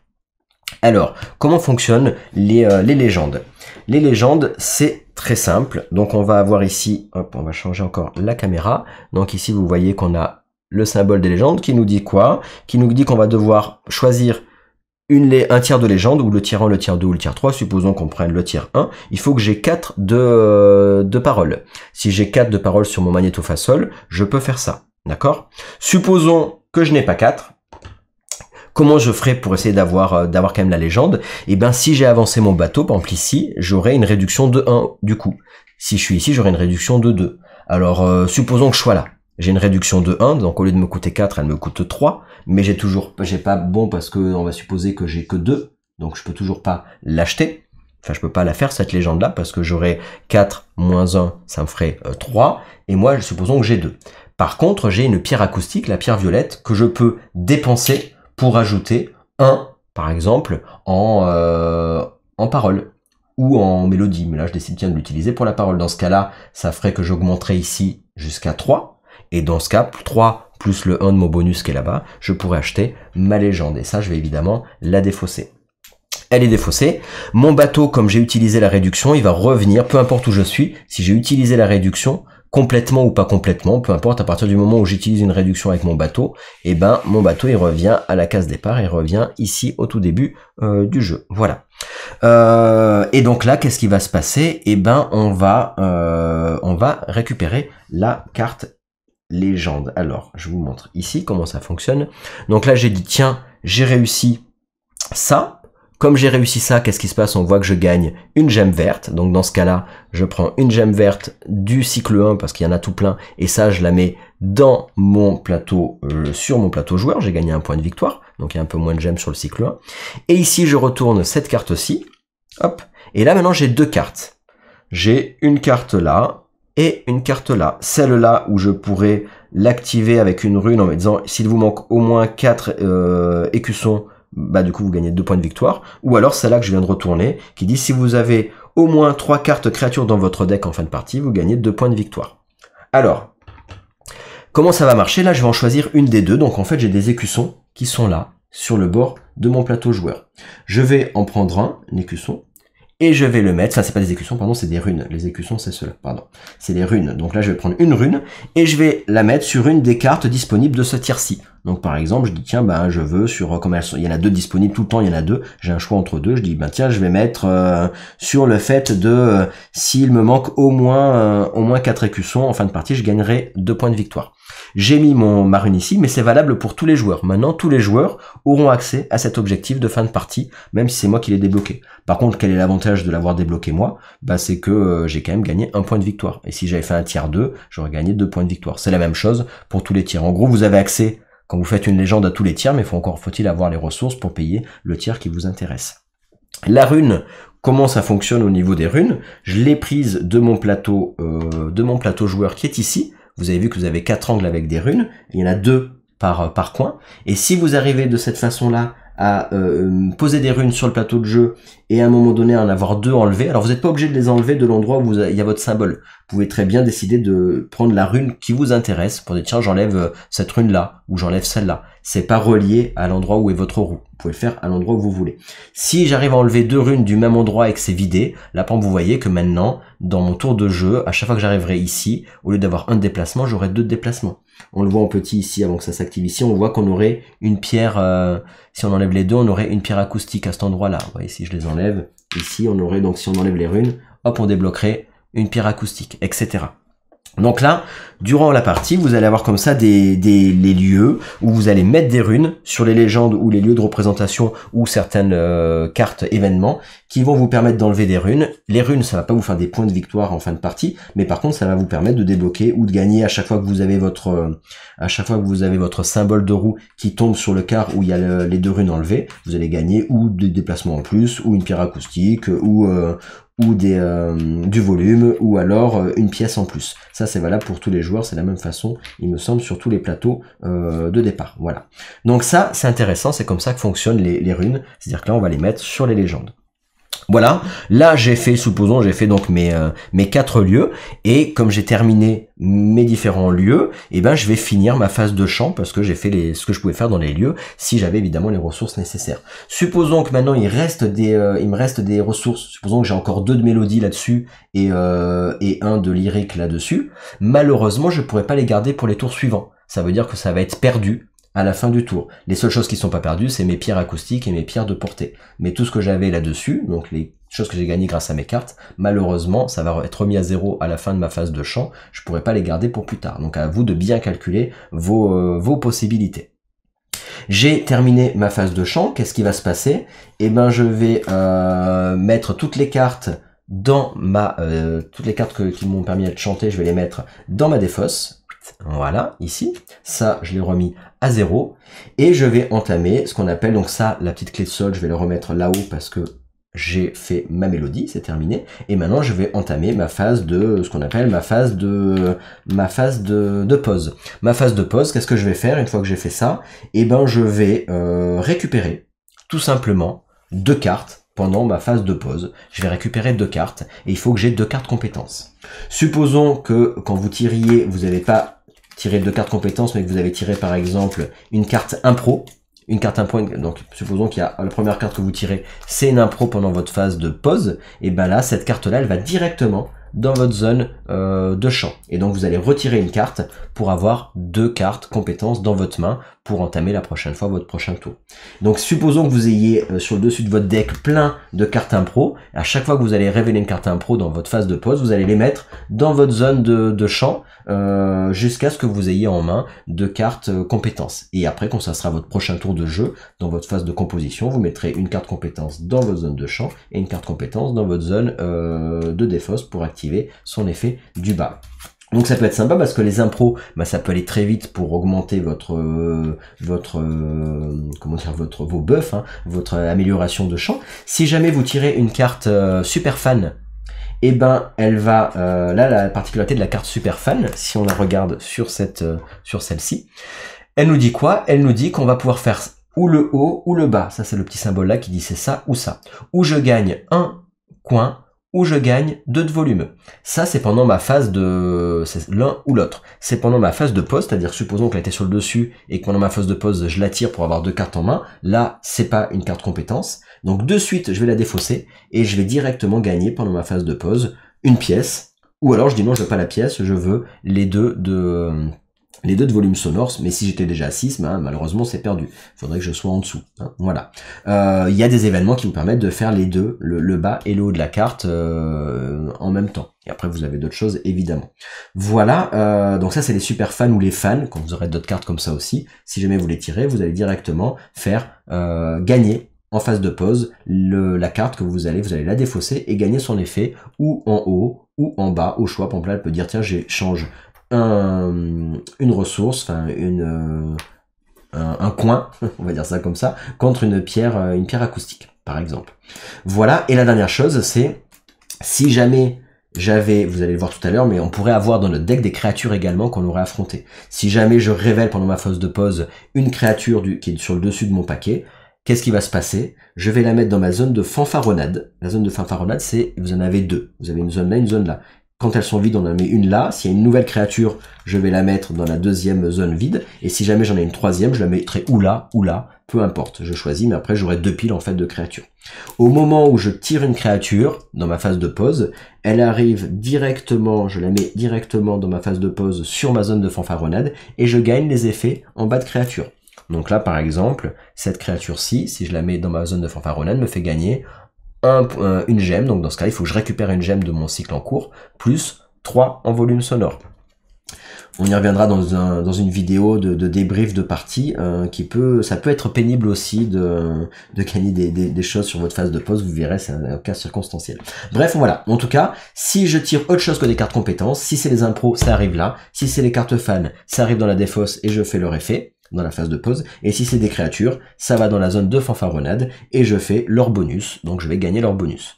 Et après, elles vont plus bouger de notre zone de fanfaronnade, donc là nous ferons plus rien comme bonus tant qu'elles seront là, sauf si on fait fanfaronner. Je vous ai dit tout à l'heure que là, par exemple, il y avait une action pour 3 de volume sonore, je peux utiliser 3 de volume sonore quand je chante, pour fanfaronner, et quand je fanfaronne, je récupère toutes les créatures que j'avais dans ma zone de fanfaronnade et je vais les mettre dans ma défausse, donc de la zone de fanfaronnade. Quand je fanfaronne, je prends toutes les créatures qui sont là et je les mets dans ma défausse. Et au moment où j'aurai, parce que quand vous avez plus de cartes dans votre zone de pioche, quand vous avez plus de cartes, vous allez reprendre toutes vos cartes de votre défausse, vous allez les mélanger et vous allez refaire un deck. Et si jamais, quand vous tirez vos cartes, vous avez à nouveau une créature, qu'est-ce qu'elle va faire dans la phase de pause? Elle va arriver dans la zone de fanfaronnade et vous allez de nouveau récupérer leurs ressources. Donc c'est là que ça combote, c'est-à-dire qu'en gros, je fanfaronne, je remets dans ma défausse, de la défausse quand le deck est vide, je remélange, ça arrive dans mon deck à l'intérieur, et quand je la retire,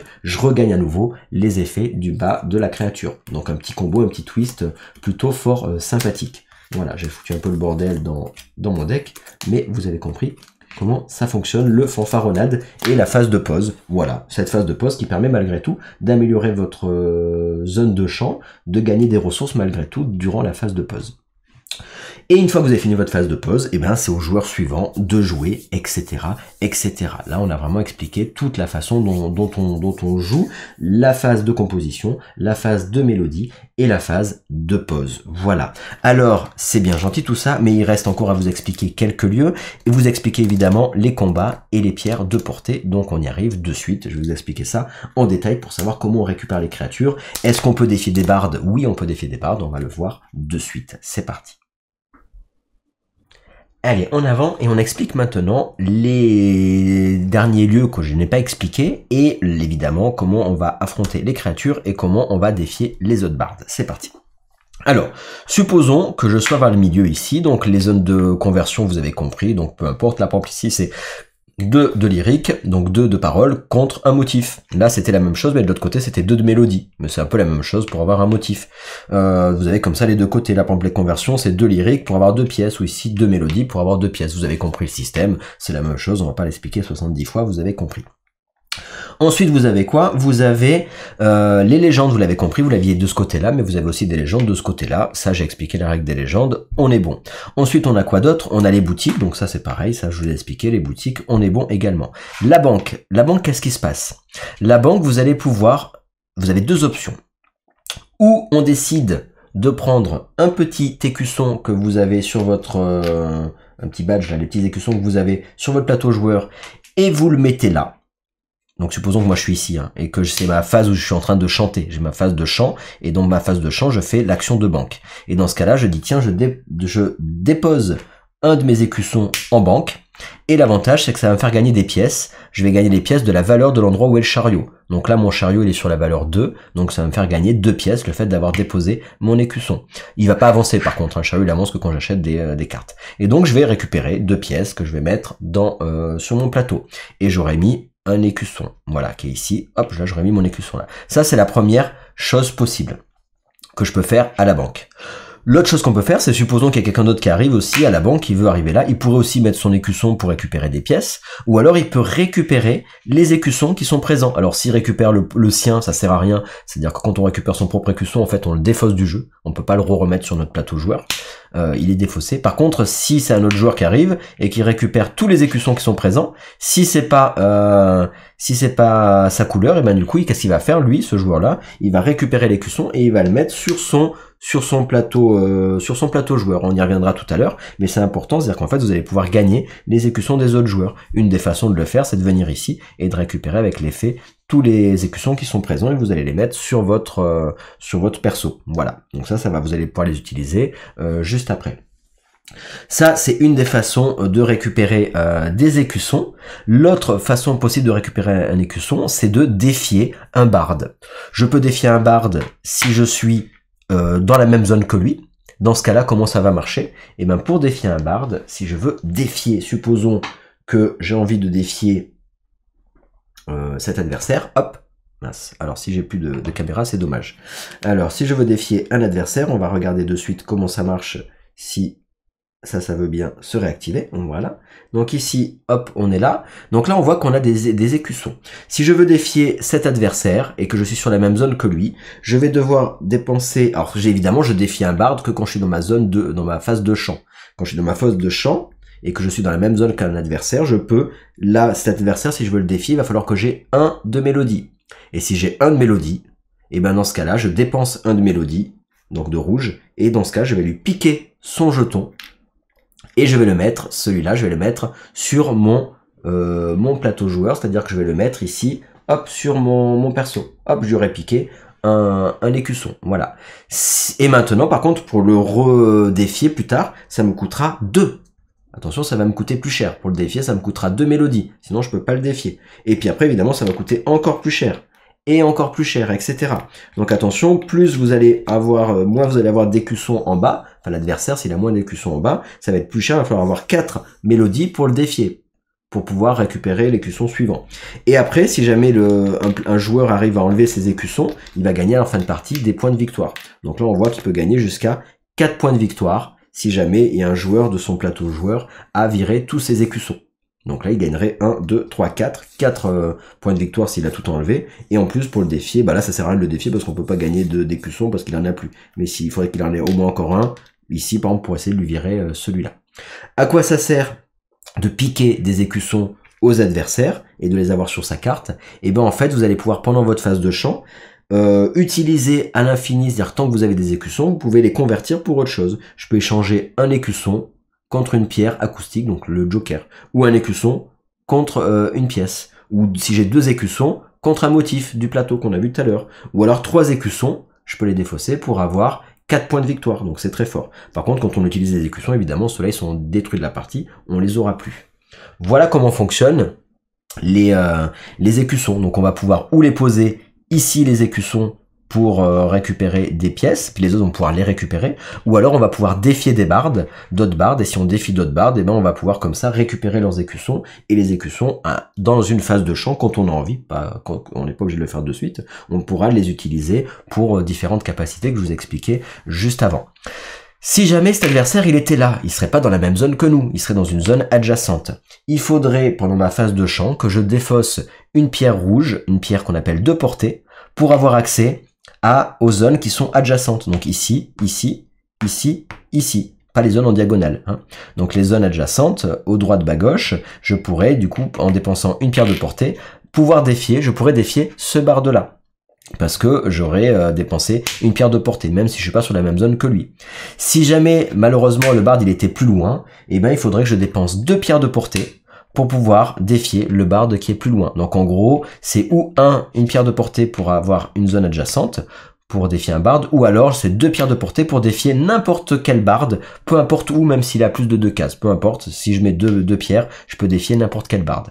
Les pierres de portée me servent à quoi? Ils me servent ou pour gagner de la portée pour défier un barde, ou alors pour apaiser ou faire un soutien sur une créature. Du coup, on va y venir, on va du coup arriver là-dessus sur les créatures. Donc, si je veux apaiser une créature, je dois être ou sur une zone, dans une zone où il y a la créature, et dans ce cas-là, je peux l'apaiser, ou soutenir, me mettre en aide, on va voir juste après comment ça marche. Si je suis dans une zone à côté, il va falloir dépenser 1 de portée, pour y avoir accès, et si je suis encore plus loin, il faudrait que je dépense 2 de pierres de portée pour y avoir accès, ou pour avoir accès à n'importe quelle créature du jeu. Voilà, attention, les pierres de portée, elles servent que pour défier les bardes, et elles servent que pour apaiser une créature ou aider sur une créature. Elles servent pas pour autre chose, c'est-à-dire que je peux pas être là et dire tiens, j'utilise 2 pierres de portée pour faire l'action de ce lieu-là. Ça marche pas pour les actions de lieu, ça marche que pour défier les bardes et pour les créatures. Alors, c'est bien gentil, on a compris comment on défie les bardes, maintenant il faut voir comment ça marche pour apaiser les créatures ou pour soutenir sur une créature. Donc supposons que je sois ou à portée à côté ou parce que j'ai utilisé des pierres de portée, donc après elles seront défaussées évidemment, et je vais pouvoir avoir accès à une créature.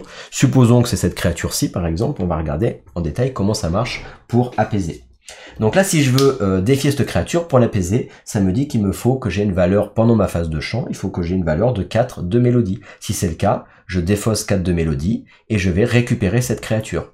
Elle va me faire gagner un point de victoire instantanément, plus une ressource, elle va aller dans votre zone de fanfaronnade directement. Donc vous allez la mettre ici. Donc hop, dans votre zone de fanfaronnade, ici, s'il y en a une autre, elle arrivera là dans le 2e emplacement, et s'il y en a encore une 3e, vous la mettrez sur une des 2. Mais elles arrivent directement dans la zone de fanfaronnade. Vous gagnez directement l'effet, elles arrivent dans la zone de fanfaronnade, et si vous faites la conversion de fanfaronnade, comme vous disais tout à l'heure, elles arriveront, vous les mettrez dans votre défausse, et quand vous remélangerez votre deck, elles arriveront dans votre paquet, et quand vous les piocherez, vous les remettrez dans votre zone de fanfaronnade, et vous referez leurs effets.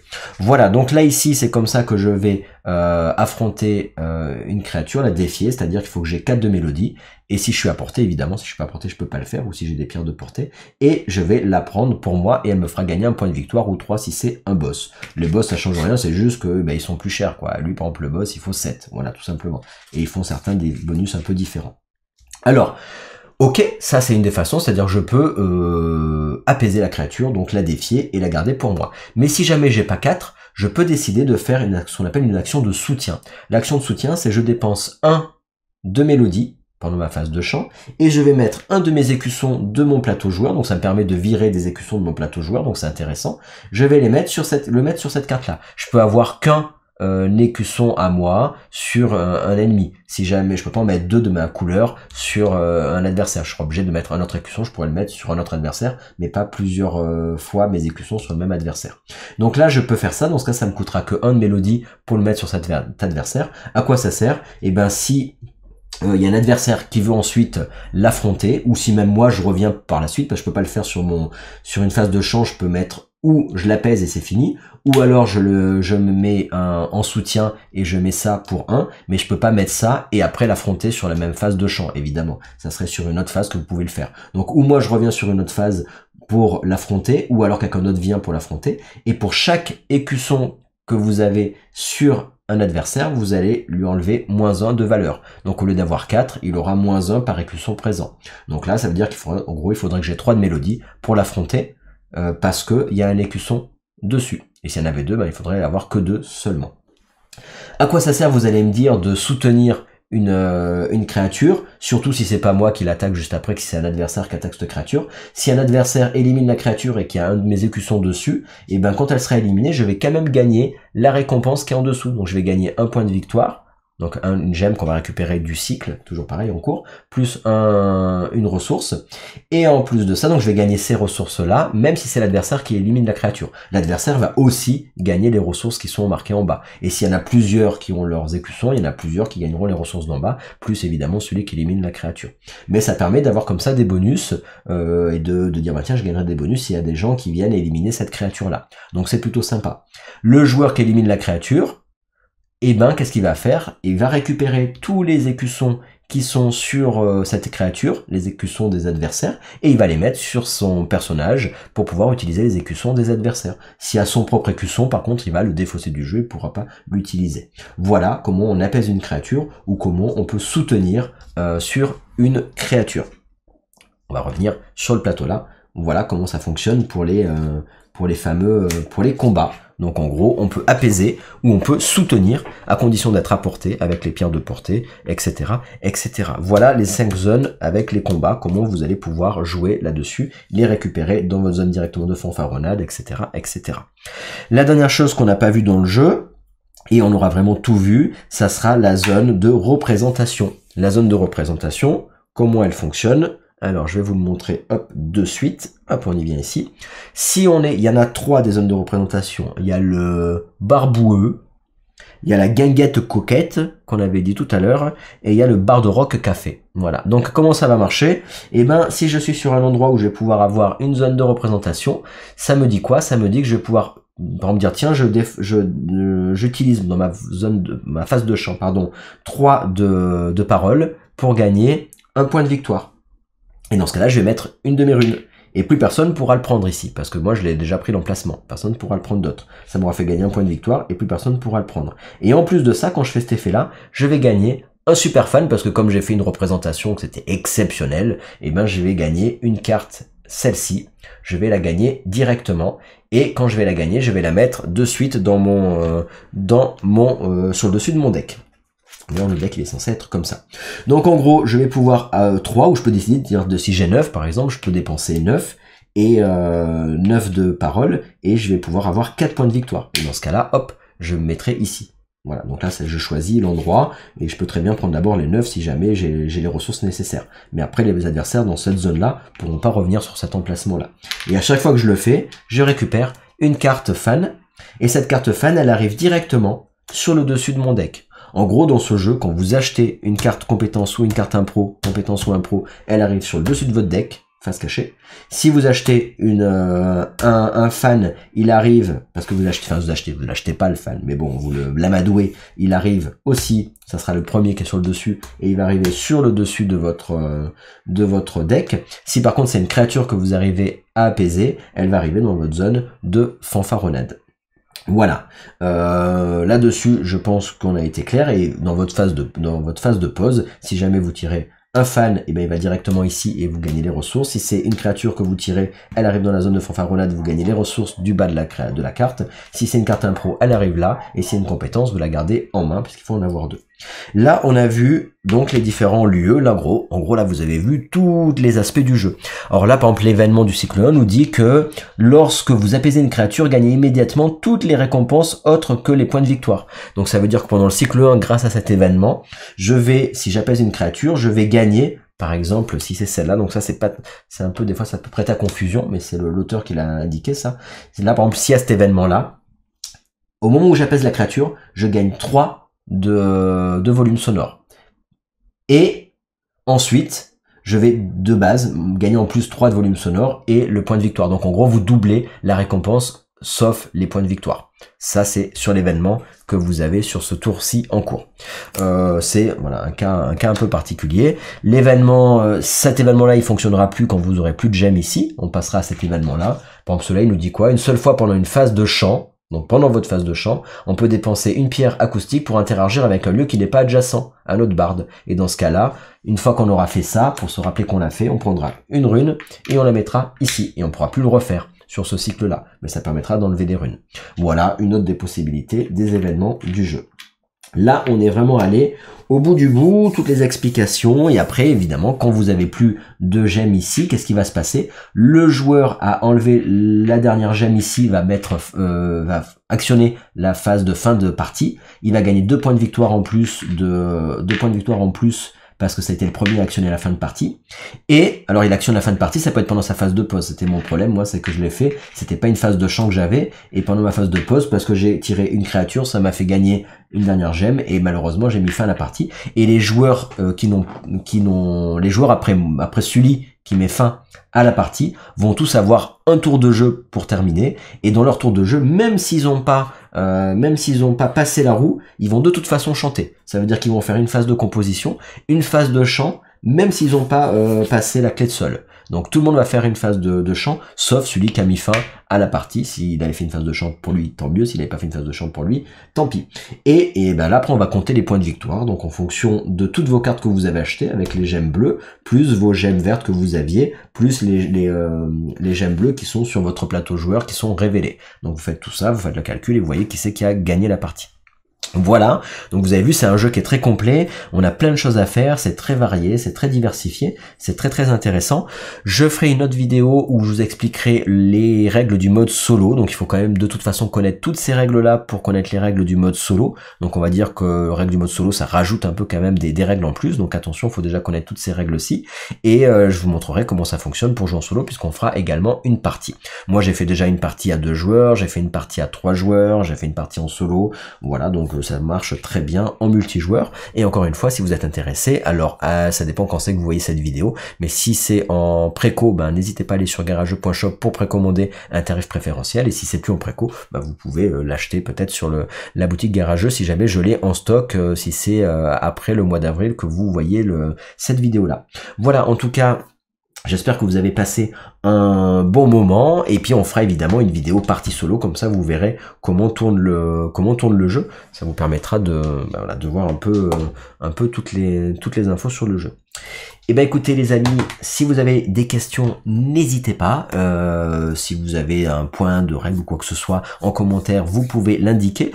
Logiquement, je suis plutôt pas mal parce que j'ai fait pas mal voilà, entre les parties, etc. On est plutôt bon sur tout ça. Et puis après, bah écoutez, en tout cas, on se retrouve pour de nouvelles aventures. Et n'hésitez pas à partager cette vidéo, à mettre un petit j'aime, à mettre un petit commentaire si vous avez aimé cette vidéo règle. Allez, à tout bientôt. Bye bye.